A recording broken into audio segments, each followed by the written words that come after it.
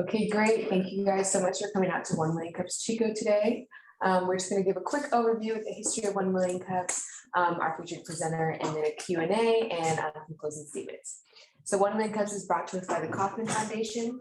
The Kauffman Foundation works with communities in entrepreneurship and education to increase opportunities that allow all people to learn, take risks, and own their successes. 1 Million Cups is a free weekly program that educates, engages, and connects local entrepreneurs.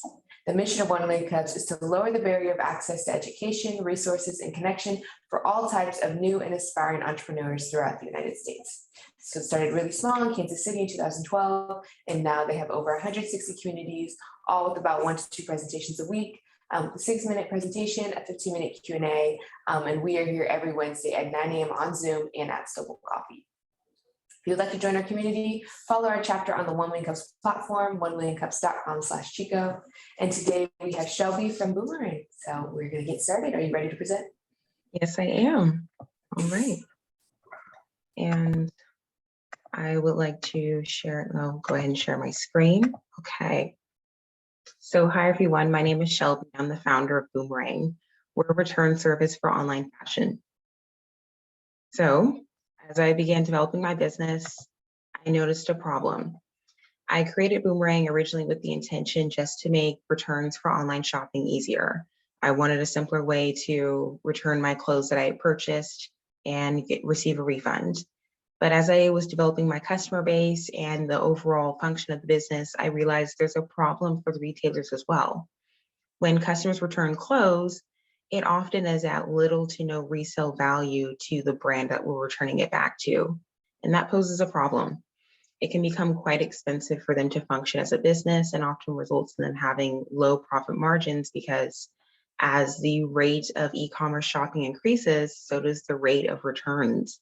And especially with fashion, there is up to a 50% return rate for some brands, and it can be quite costly to deal with the problem that is returns. But it's a problem that we have to deal with because it's losing brands money and it's resulting in clothing waste. So I have been developing a system to reduce some of the causes of that. So there are current solutions to the return problem. You have retailers who are extending the return window. And while that does make some sense, because you're trying to encourage the shopper to hold on to the item and hopefully just keep it, then you're possibly having someone returning an item 60 to 90 days later and still receiving their full refund, but now that item is of even less value to you as a retailer to sell to someone else. And there are some stores and brands that have a adjusted return policy, either like no returns or final sale, but that can be alienating to the online shopper that they're trying to attract to their store. So I've developed a solution. We will provide same-day returns, a same-day return pickup for online shopping. So it's a system that's no different than ordering your favorite food on DoorDash or Uber Eats or ordering a Lyft or an Uber. We want to make online shopping returns just as simple as receiving the items when you first purchase them and they arrive to your door. And by providing this pickup service, we take the friction out of the returning process for the customer so that we can speed up the return cycle. And then instead of having it, lag on for 30 to 45 days, we can have an item with the customer for maybe 5 to 7 days. They try it on, see how they like it. And it can be returned with our Boomeringue service back to the retailer, and it can be put back in inventory so that way they can then resell it to another happy customer. We have our MVP available for download in the iPhone App Store. It is called Boomeringue, same spelling as the name of the business. And from there, you can create a profile and complete a return request form and have notification that a driver is approaching to pick up your item. And we currently serve the Sacramento and Bay Area. What we are working on is working with businesses. So we want to be a B2b business model.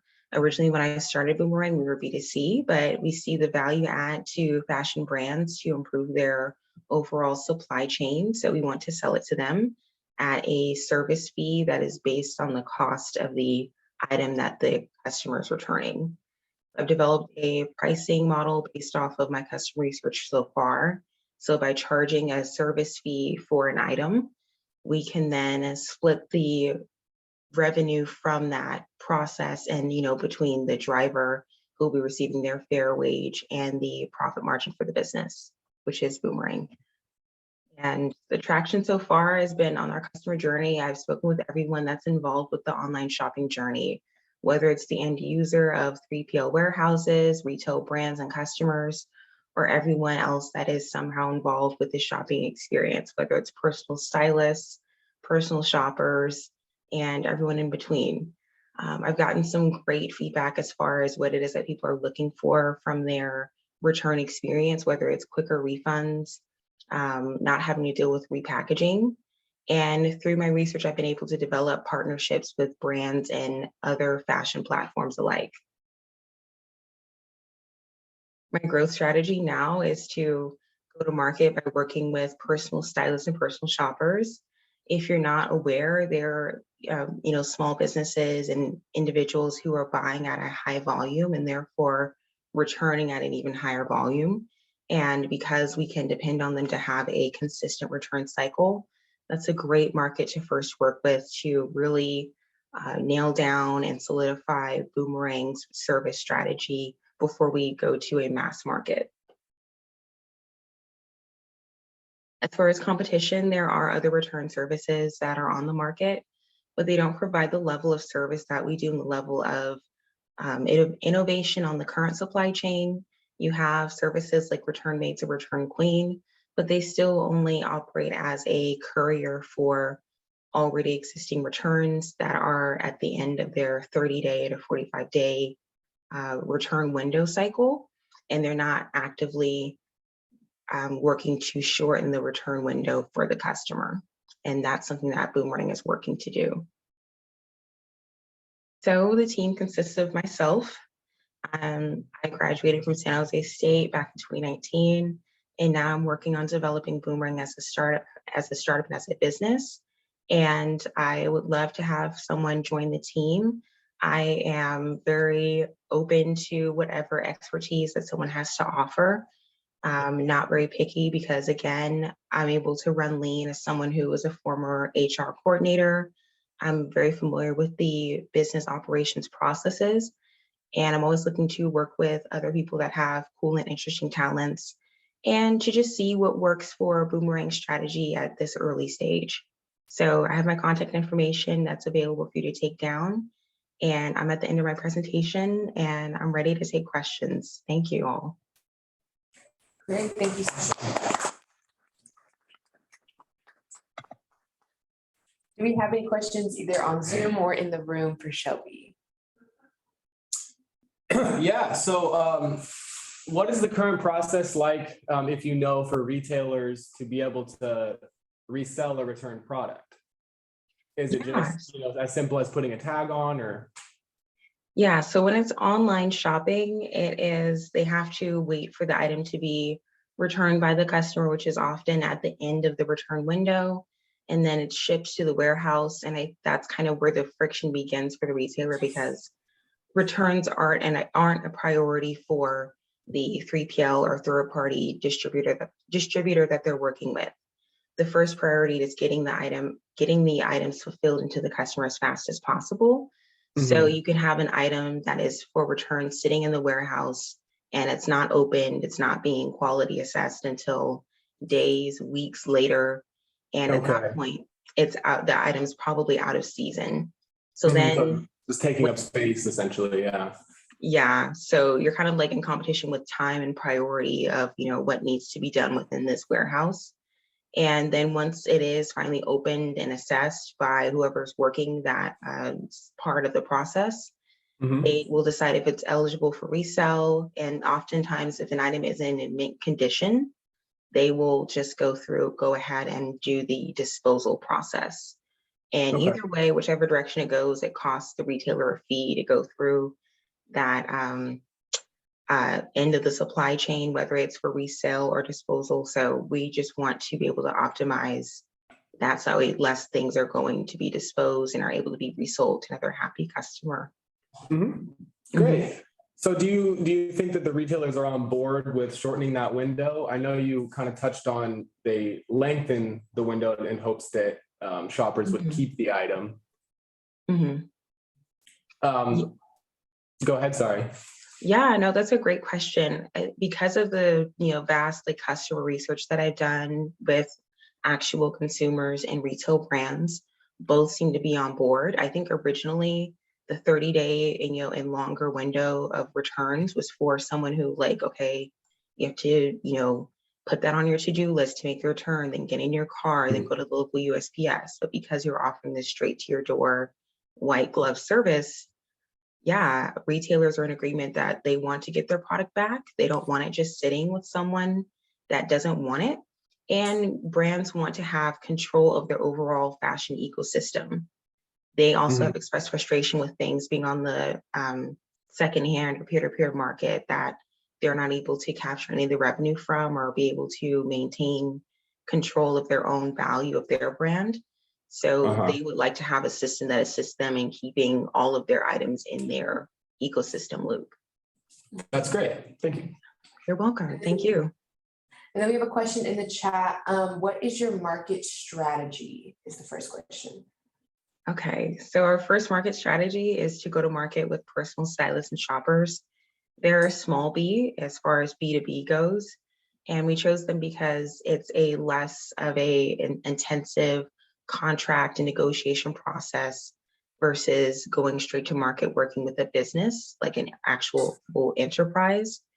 And we're able to go through and see the return cycle basically through the perspective of both a heightened version of a consumer and a retail brand, because they're buying thousands of dollars worth of clothes every month for their clientele to dress them, and they have to return what isn't used. So we want to assist them in that return process. And we've been able to validate this go-to-market strategy with actual stylists that we've interviewed and spoken with and consulted with, and who have said that they're on board to use our service. So that's our go-to-market strategy. And from there, we'll go on to leverage those insights from that first phase to then develop partnerships with larger platforms as we can scale. Also, Heather was wondering why Happy Returns wasn't listed as a competitor. Are you familiar with their business? Yeah, so Happy Returns isn't listed as a competitor because they don't have that reverse last mile aspect. Happy Returns is often a desk or like a kiosk that's in another location, like a mall or a grocery store or Walgreens. And that doesn't necessarily address the extent of service that Boomerang provides and other like to your door return services provide. So it didn't fit within our market. For sure. Gotcha. Sorry, I'm just talking. I was just thinking because they already have the QR code system already set up and it's so easy. I'm wondering from a partner standpoint that might be a platform to approach to where the delivery system could be incorporated in that, because they already have it kind of set up and they even put it in a bag for you. So that was my next question. Does the consumer have to return, when they return it, do they have to be responsible for the complete packaging? Because sometimes that's like you throw the box away or, that kind of thing.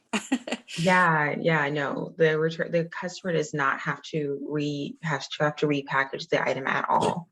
In fact, we prefer that they don't, because that's one of the reasons why quality assessment and return fraud is so rampant, is that the retailer doesn't know what they're receiving until it actually arrives. Right. So we're able to provide that on the ground quality assessment by getting that item, being able to repackage it ourselves. Gotcha.